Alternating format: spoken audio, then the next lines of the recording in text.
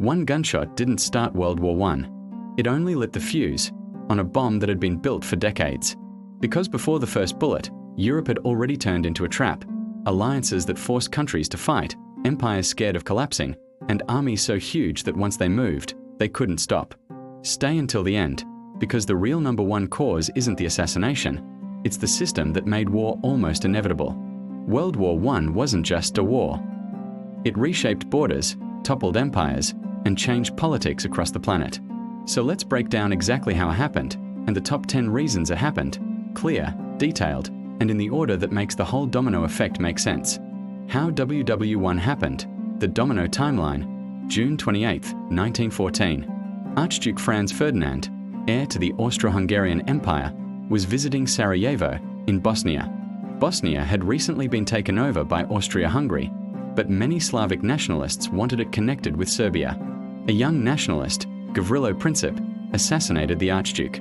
Now here's the key: this wasn't random violence.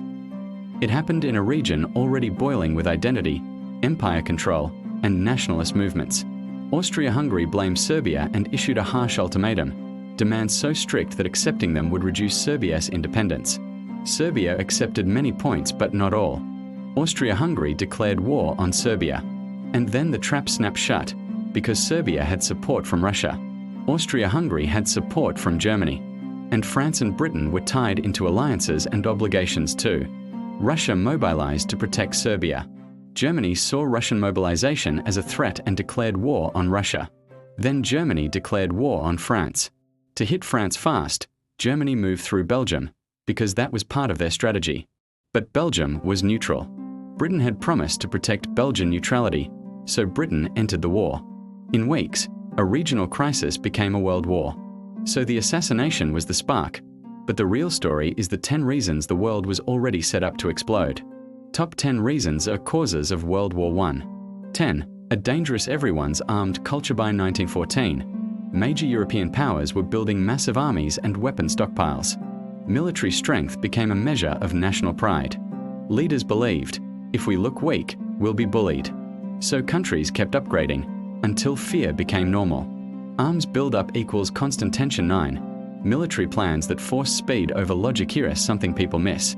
Many countries had rigid war plans, especially Germany and France, that depended on quick movement and tight schedules. Once mobilization started, stopping was politically and logistically difficult. It's like hitting the first domino and realizing the whole line is glued together.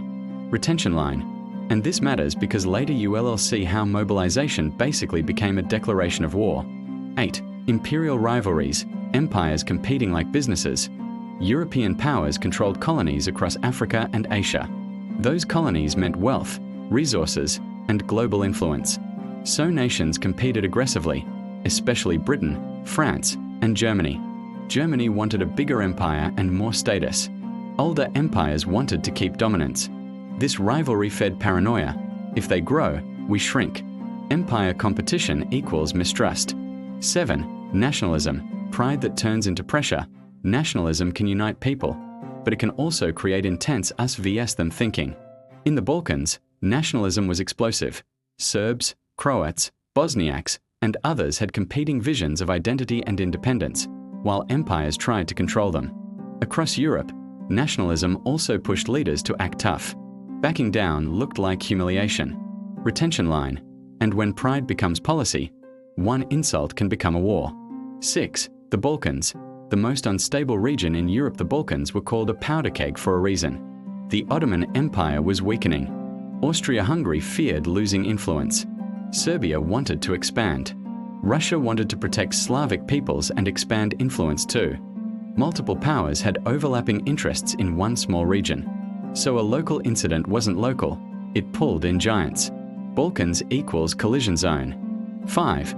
Austria-Hungary's fear of falling apart. Austria-Hungary was a multi-ethnic empire with many groups seeking autonomy.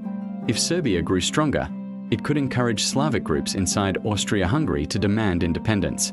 So Austria-Hungary felt it had to act decisively, almost like, if we don't crush this now, our empire dissolves.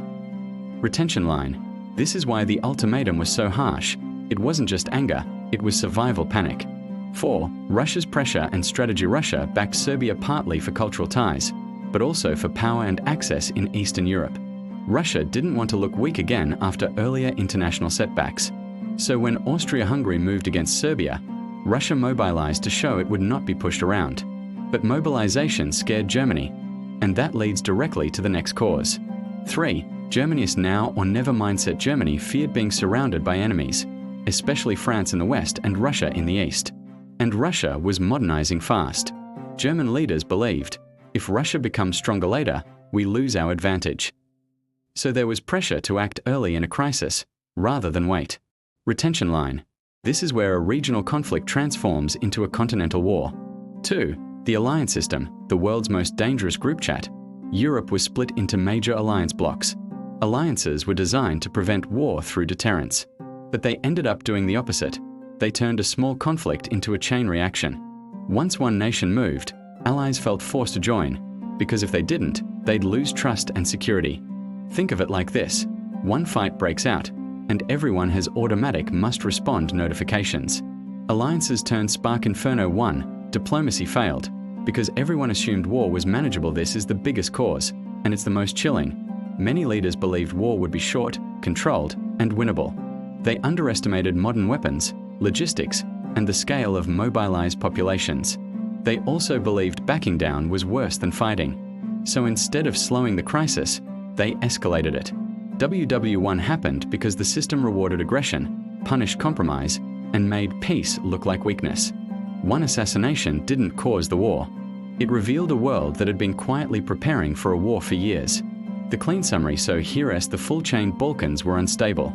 Empires competed, nationalism was rising, countries armed heavily, alliances locked everyone together. Mobilization plans had no breaks. Leaders feared losing status. Germany feared encirclement. Austria-Hungary feared collapse. Diplomacy failed because war seemed manageable. Then one event lit it all. And the scariest lesson? When alliances are rigid, pride is political, and everyone is armed, a single crisis becomes unstoppable. If you want World War II explained the same way, the real chain reaction, not the textbook version, comment WW2 and I'll drop the next one.